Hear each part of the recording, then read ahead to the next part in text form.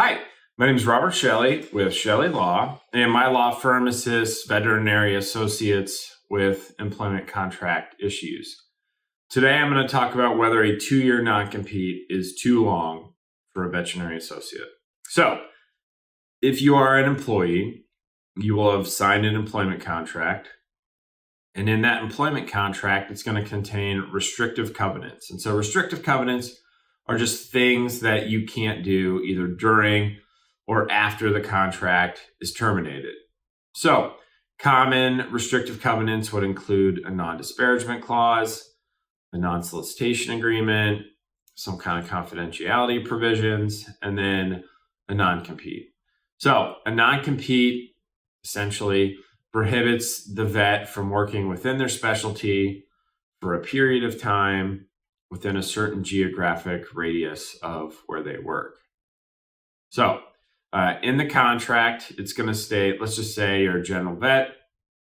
It'll say the vet can't practice as a general veterinarian for 1 year within 15 miles of their primary practice location. So let's kind of talk about some of the maybe sneaky things that the employer tries to do in a non-compete.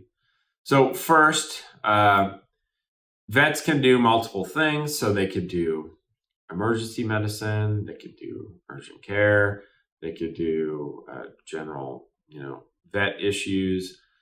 You want to make sure that the specialty written into the contract is just what you're doing for that employer. So if you're doing emergency medicine, you don't want to be prohibited from being a general vet after the contract terminates. You want as many options as possible when the contract ends so you don't have to move. And so prohibiting things that you didn't even do for that employer doesn't make a lot of sense to me. So you want to make certain that it doesn't say you can't do any kind of veterinary medicine. It needs to be specific to what you were doing for that employer. Now, for some specialists, if you're a radiologist or something like that, there's going to be no way around that. But it needs to state what you're specifically doing for that employer and nothing more. All right. So as far as time, usually most non-competes for vets are going to be somewhere between 1 to 2 years. If you have a non-compete that's 3 years or 5 years, that is one, probably not enforceable, and then two, completely unreasonable as well.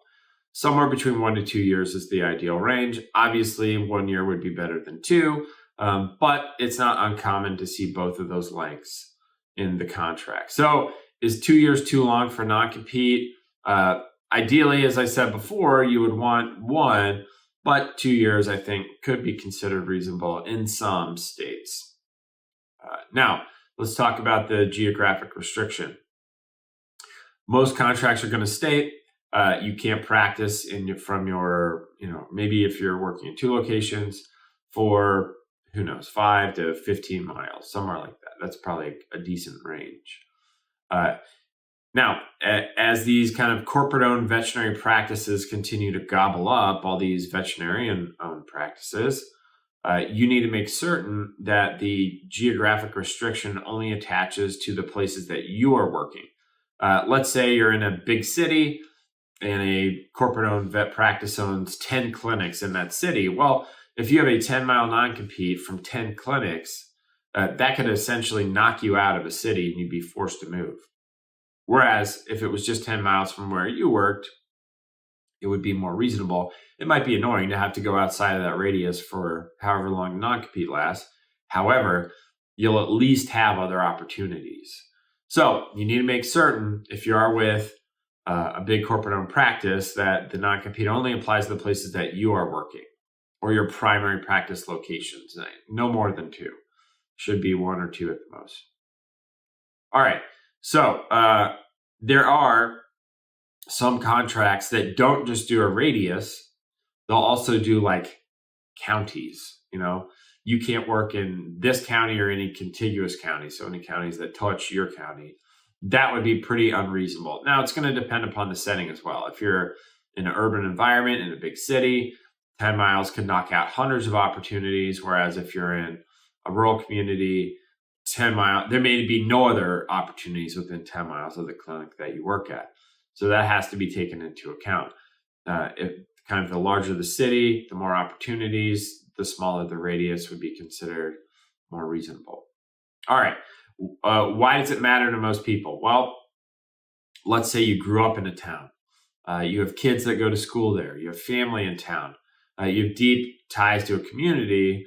The last thing that you would want is if the contract terminated for you to have to move. Or maybe it's just impossible. There's no chance that I can move if the contract terminates.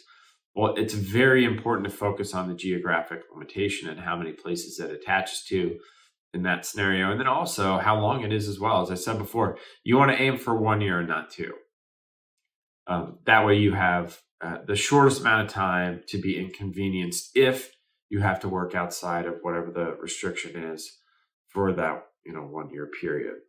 Now, how do you negotiate a non-compete? Well, you just have to ask for what you want.